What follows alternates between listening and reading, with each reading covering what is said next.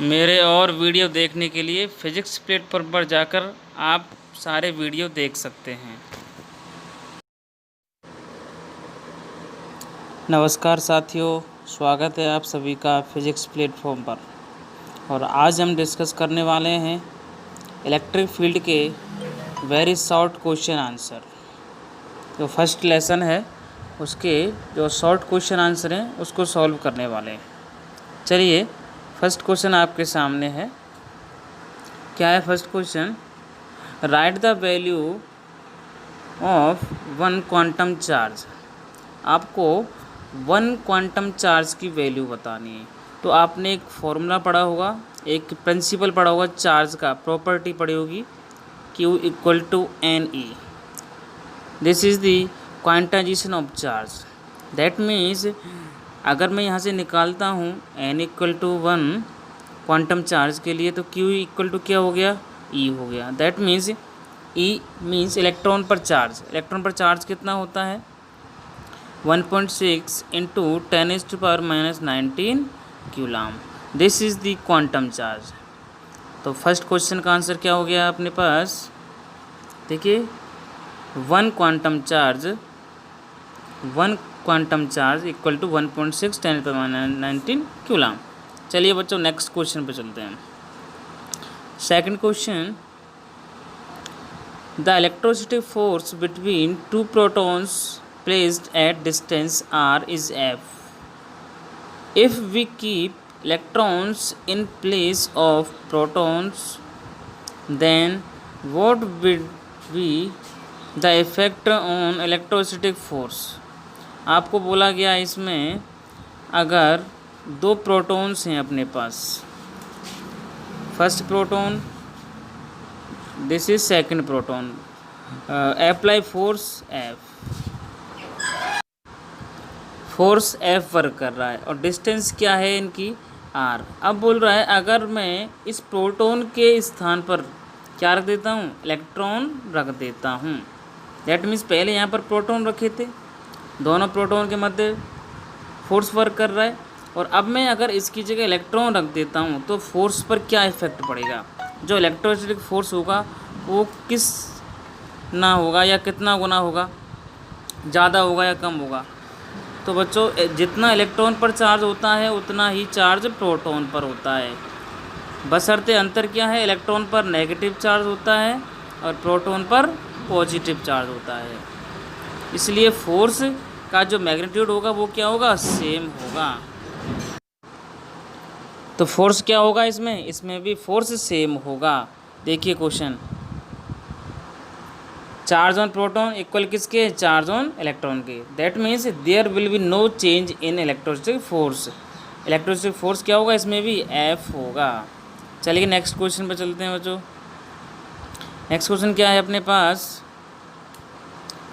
The electrostatic force on a charge due to another charge is F। In presence of one more charge what would be the electrostatic force on first charge due to second charge. इसमें बोल रहा है आपसे, अगर कोई भी system है, इसमें ये फर्स्ट चार्ज हो गया Q1 और ये सेकंड चार्ज क्या हो गया? Q2। अब इसके मध्य में कोई अनदर चार्ज हम लेके आते हैं, जैसे Q3 चार्ज लेके आए सपोज कीजिए। डिस्टेंस क्या है इसकी? R है। तो इस पर कितना इलेक्ट्रोस्टैटिक फोर्स वर्क करेगा फर्स्ट से सेकंड पर? तो याद रखना बच्चों, अगर कोई भी चार्ज के बिटवीन हम कोई भी चार्ज लेके आते हैं तो उस पर भी इलेक्ट्रोस्टैटिक फोर्स का कोई इफेक्ट नहीं होता है।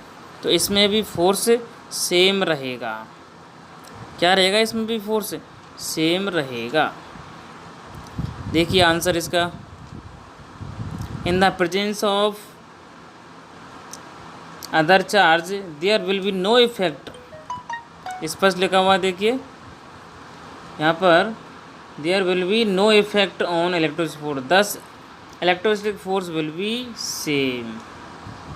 चलिए नेक्स्ट क्वेश्चन चलते हैं। 4 नंबर क्वेश्चन,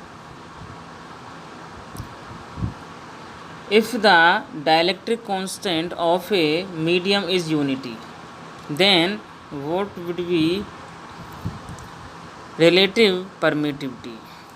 तो बच्चों रिलेटिव परमिटिविटी क्या होती है, एक फॉर्मूला पढ़ा होगा आपने, epsilon equal to epsilon not into epsilon are.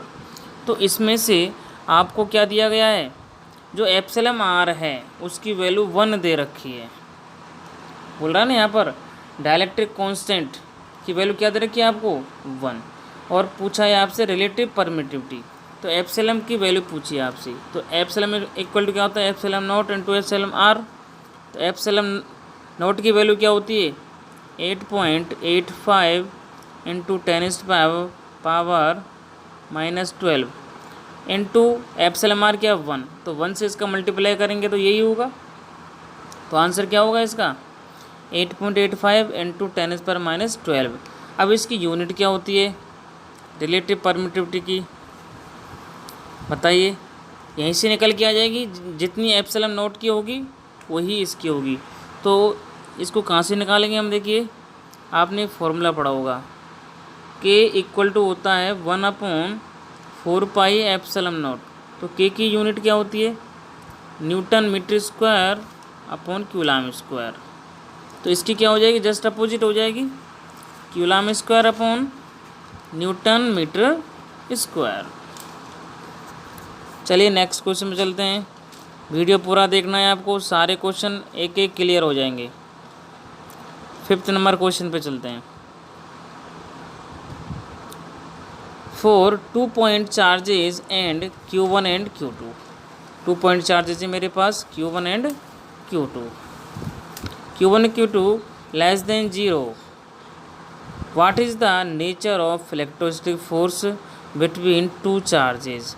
आपसे बोला गया है इसमें Q1 और जो Q2 चार्ज हैं उसका जो मल्टीप्लाई है वो क्या है लेस देन 0 है। दैट मीन्स एक चार्ज आपका पॉजिटिव है और एक चार्ज क्या होगा इसमें नेगेटिव होगा, क्योंकि दोनों के जो नेचर है वो क्या होंगे अपोजिट होंगे, तभी ऐसा पॉसिबल है। तो अगर दो चार्ज अपोजिट नेचर के हैं दैट मीन्स एक पॉजिटिव और एक नेगेटिव, तो कौन सा फोर्स वर्क करेगा अट्रैक्शन टाइप, क्या होगा इसमें अट्रैक्शन टाइप का फोर्स वर्क करेगा। तो देखिए आंसर, इसका आंसर देखते हैं हम। Then either of Q1 and Q2 positive charge and other is negative charge, there is force of attraction between them. Okay बच्चों, अगर ये कंडीशन अपोजिट हो जाती है that means Q1 Q2 greater than 0 हो जाता है, तो इसमें क्या कंडीशन होगी सेम चार्ज के होंगे, Q1 भी पॉजिटिव और Q2 भी पॉजिटिव, या फिर Q1 भी नेगेटिव और Q2 भी नेगेटिव। तो सेम चार्ज में क्या होता है, सेम चार्ज के केस में क्या करते हैं रिपल्सन होता है, रिपल्सन मीन्स प्रतिकर्षण होता है। तो इस प्रकार से हम नेक्स्ट जो क्वेश्चन है 6 नंबर क्वेश्चन उसको समझ सकते हैं।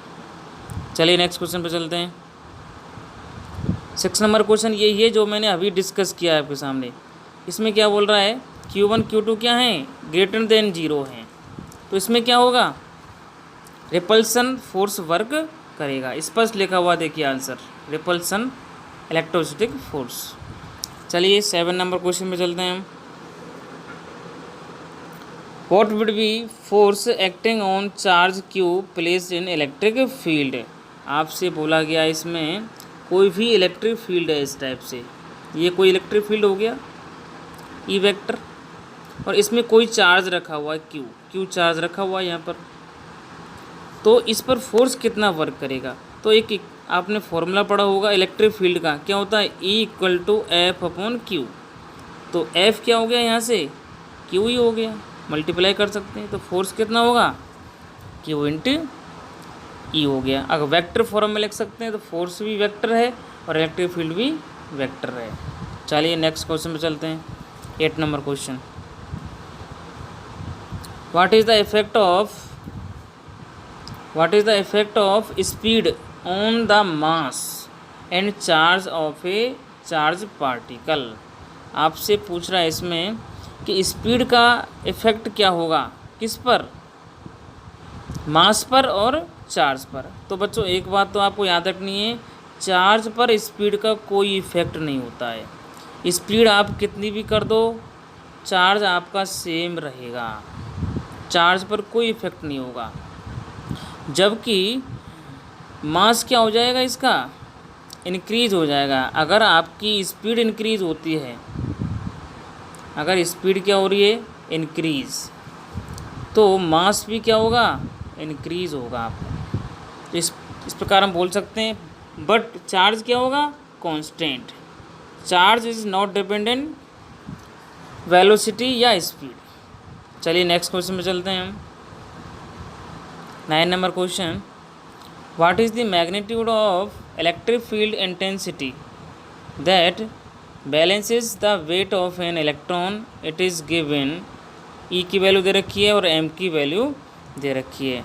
तो आपको बैलेंसिंग कंडीशन पूछ रहा है इसमें। तो बैलेंस कंडीशन का मतलब क्या है, देखिए क्या करते हैं हम इसमें। मान लो ये कोई चार्ज है आपका, तो इस पर फोर्स वर्क कर रहा है इस टाइप से, और मास कहाँ वर्क कर रहा है, इसका नीचे वर्क कर रहा है। तो F ऊपर वर्क कर रहा है, तो F इक्वल टू क्या हो जाएगा, यहाँ से इक्विलिब्रियम कंडीशन mg हो जाएगा। और F की वैल्यू यहाँ से क्या होगी, चार्ज के लिए F इक्वल टू क्या होता है, Q ही होता है, अभी बताया था इलेक्ट्रिक फील्ड से। तो क्या निकाल सकते हैं हम, Q यहाँ पर क्या चार्ज है, और चार्ज यहाँ पर क्या लिया गया, इलेक्ट्रॉन लिया गया है। तो क्या हो गया ये, E इक्वल टू क्या हो गया, mg। ठीक है। अब आपसे पूछा क्या है यहाँ पर, इसमें इलेक्ट्रिक फील्ड पूछा है, मैग्नीट्यूड ऑफ इलेक्ट्रिक फील्ड। तो E की वैल्यू क्या हो जाएगी मेरे पास यहाँ से, mg/E। आसान है एकदम। E किसके इक्वल हो जाएगा, mg/E के। m की वैल्यू आपको दे रखी है, m इस इलेक्ट्रॉन का मास, जो आपको आता है कितना होता है, 9.1 × 10⁻³ kg। g की वैल्यू आपको आती है 9.8 होती है, और इलेक्ट्रॉन पर आपको मास, इलेक्ट्रॉन का आपको चार्ज बताना, चार्ज कितना होता है 1.6 × 10⁻19 कूलम। इसको सॉल्व कीजिए, देखो सॉल्व करते हैं। ये मैंने सॉल्व कर दिया, यहाँ पे फॉर्मूला ये लगा दिया और सॉल्व कर दिया, वैल्यू आपको यहाँ पुट कर दी सारी वैल्यू। आंसर क्या आ गया आपका, इसका आंसर आएगा इसका 5.57 10⁻11 न्यूटन पर कूलम। चलिए नेक्स्ट क्वेश्चन में चलते हैं बच्चों। 10 नंबर क्वेश्चन, लास्ट क्वेश्चन है ये। 10 क्वेश्चन बनाए हैं आज मैंने। The electrostatic force F acts between 2 point charge in vacuum. कोई भी दो चार्ज हैं जो वैक्यूम में रखे गए हैं, और फोर्स क्या वर्क कर रहा है, F। If the brass plate is placed between the two charges, what would be the value of electrostatic force.